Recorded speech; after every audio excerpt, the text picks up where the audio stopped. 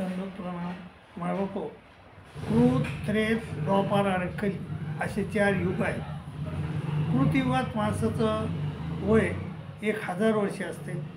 त्रेतायुगामध्ये 10,000 वर्षे आयुष्य असते.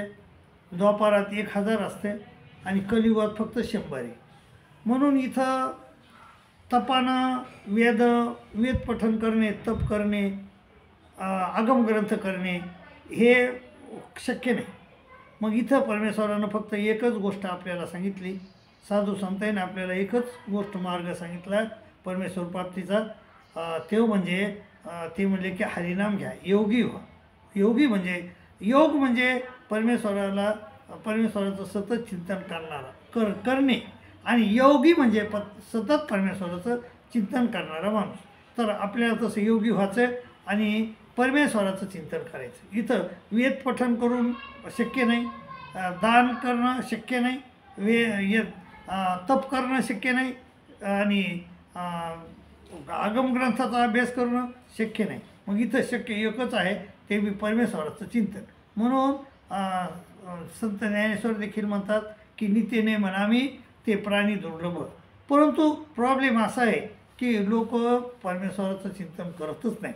आणि पण जर एखादा करणारा असला तर खरा परमेश्वर त्याच्याजवळ आहे. लक्ष्मी वल्लभ तयाजवळ. म्हणूनही संत ज्ञानेश्वर म्हणतात की ज्ञानदेव मौन जपमाळ अंतरी धरून श्रीहरी जपे सदा. तर फक्त परमेश्वराच्या चिंतनानंच इथं परमेश्वर प्राप्त होऊ शकतो. फार सोपा मार्ग आहे. आणि मग ते श्रीकृष्ण महाराज गीतेमध्ये म्हणतात, अर्जुना नहं वेदेर न तपसा न दाने न चज्या. मी वेदानं नाही प्राप्त होत, नहं वेदेर न तपानं प्राप्त होत नाही, दानानं प्राप्त होत नाही. मग कशानं होतो प्राप्त? भक्त्या त्वनं नाही अशक्य. अहमेवं विदोर्जुन ज्ञातुं द्रष्टुं तत्त्वेन प्रवेष्टुं च परंतप. म्हणून ते म्हणतात, अर्जुना मत्कर्म कुर्वत परमो मद्भक्त संगवर्जित निर्वैर सर्वभूतेषु येस मामित पांडव.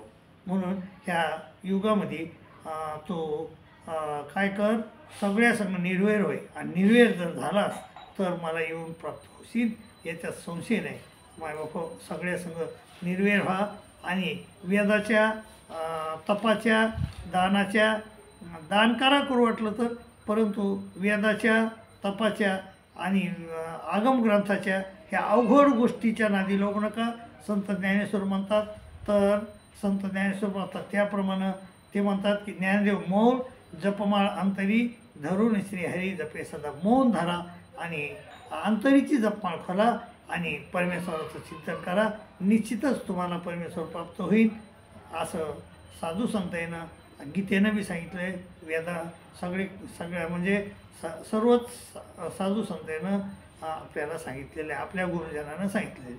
म्हणून परमेश्वराचं चिंतन करा आणि आपली परमेश्वराची प्राप्ती करून घ्या. असं माझं मत आहे.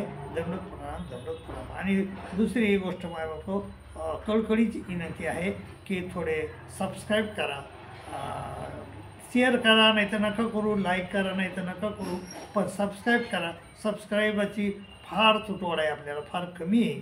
अशी मी म्हणजे ऑर्डर नाही, विनंती करतो. दंडोत प्रणाम.